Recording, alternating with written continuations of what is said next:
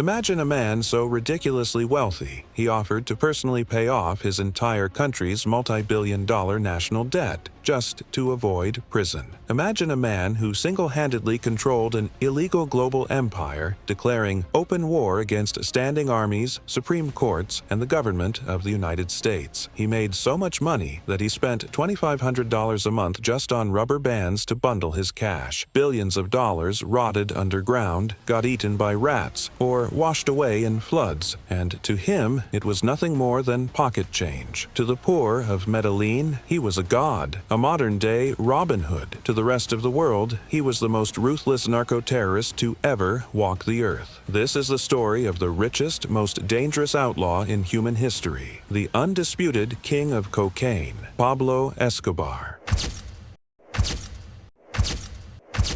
Pablo Emilio Escobar Gaviria was born on December 1, 1949, in the small town of Rio Negro, Colombia. His father was a hard-working peasant farmer, his mother an elementary school teacher. Raising 7 children on a meager income meant survival was a daily fight. There were days young Pablo went to school without shoes on his feet, but from a very young age, Pablo's mind was fixated on one thing above all else: wealth. He used to tell his friends an eerie promise: by the time I'm 22, I will be a millionaire, and if I'm not, I'll put a bullet through my own head. To achieve that dream, he chose the darkest path available. As a teenager in Medellin, he began stealing marble gravestones from local cemeteries, sanding off the names, and reselling them. He moved on to fake lottery tickets, contraband electronics, and stolen luxury cars. Before long, his ambition turned violent. Pablo masterminded the kidnapping of a prominent Colombian industrialist, demanding a $100,000 ransom before executing him anyway. It was his first major step into the bloody underworld. Petty crime, however, was never going to build an empire. Pablo began searching for a shortcut to absolute power, and that was when he heard about a powder nicknamed white gold: cocaine. By the late 1970s, cocaine was exploding across high society nightclubs and party scenes in the United States. Pablo quickly realized that the coca leaves growing in the South American jungles could be refined into a commodity worth more per ounce than gold. Partnering with his cousin Gustavo Gaviria and a syndicate of ruthless kingpins, Pablo forged an organization that would terrify the world: the Medellín Cartel. At first, they smuggled cocaine in old car tires and smuggled suitcases, but as American demand skyrocketed, Pablo scaled the operation to an industrial level. He bought a fleet of private aircraft. He stuffed bricks of cocaine into the tires, seats, and fuselage, flying them straight into the swamps of South Florida. He went so far as to buy a private island in the Bahamas, Norman's Cay, turning it into an armed, fortified refueling hub for his cocaine air force. At the peak of his power, Pablo was smuggling 15 tons of cocaine into the United States every single day. That meant the Medellin Cartel controlled 80% of the entire global cocaine market. His revenue, an astronomical $60 million a day, over $20 billion a year. Cash flooded in faster than they could count it. Pablo had to hide stacks of bills inside the walls of safe houses, buried beneath farmland and under floorboards. The cartel routinely wrote off $2 billion a year to water damage and rats, and nobody cared. Money had lost all meaning. With his endless fortune, Pablo built his own sovereign kingdom. He bought a 7,000-acre estate called Hacienda Nápoles. It featured a private airport, a bullfighting ring, luxury lakes, and a full-scale zoo housing elephants, giraffes, and hippos imported from around the globe.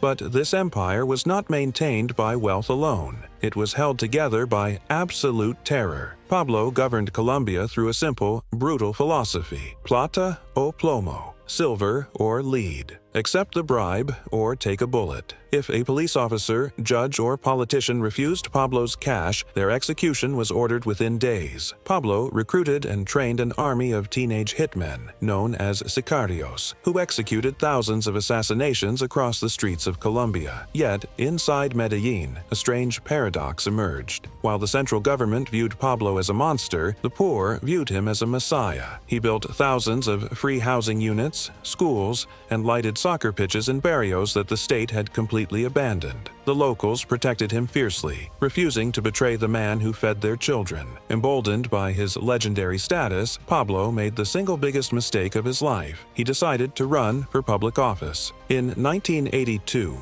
Pablo Escobar was elected to the Colombian Congress. His goal was simple: gain political immunity and manipulate the law to protect his drug trade. He thought he was untouchable. He was wrong. A relentless minister of justice named Rodrigo Lara Bonilla publicly exposed Pablo on national television and on the floor of Congress, proving his ties to drug trafficking and organized crime. Disgraced, Pablo was forced to resign from parliament. Pablo's answer to political humiliation was swift and brutal. In April 1984, two of Pablo's sicarios pulled up beside Minister Lara Bonilla's car on a motorcycle, riddling it with automatic gunfire. Bonilla died instantly. With that assassination, the mask came off completely. The Colombian state declared open war on Pablo Escobar. The United States joined the fight, offering an extradition treaty to drag Colombian drug lords into American courts. Pablo feared nothing in this world except an American prison cell. He famously declared, "Better a grave in Colombia than a cell in the United States." To force the government to repeal the extradition law, Pablo launched a campaign of narco-terrorism that brought Colombia to its knees. In November 1989, believing presidential candidate Cesar Gaviria was on board, Pablo's operatives planted a bomb on Avianca Flight 203. The airliner exploded in mid-air, killing 107 innocent civilians. Gaviria wasn't even on the plane. The Colombian government bowed to Pablo's demands in 1991. Pablo agreed to surrender on one condition: he would build his own prison, guarded by his own men.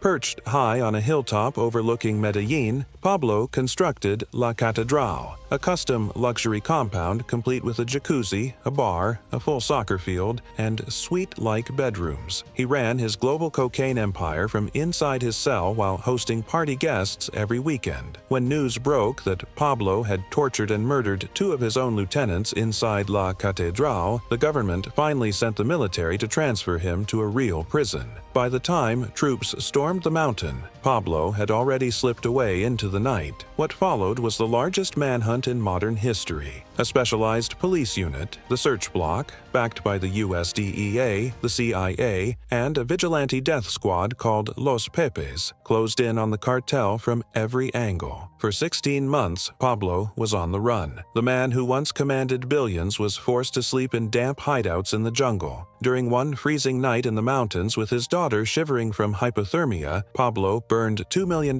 in cash just to keep her warm. December 2nd, 1993, the day after his 44th birthday. Desperate to speak to his family, Pablo placed a phone call to his son staying at a hotel in Bogota. He knew that staying on the line for more than 3 minutes would allow radio direction equipment to triangulate his location. But listening to his son's voice, he let time slip away. Minutes later, armed troops surrounded his middle-class hideout in Medellin. Pablo and his bodyguard attempted to escape across the tiled rooftops. Gunfire erupted from every direction. One bullet struck his leg, another lodged in his back, and then a final, fatal bullet pierced his right ear. The man who once ruled a $30 billion empire died bleeding on a rain-slicked roof, dressed in jeans and barefoot. What is the true legacy of Pablo Escobar? He acquired wealth beyond human imagination. He blew up airliners, executed thousands of officers, judges, and rivals, and brought an entire nation to its knees. Yet, when his final hour arrived, not a single dollar out of those billions could buy him one more breath. No empire built on blood ever lasts forever. If this story brought you value, hit the like button, subscribe to the channel, let us know your thoughts in the comments below. Thank you for listening.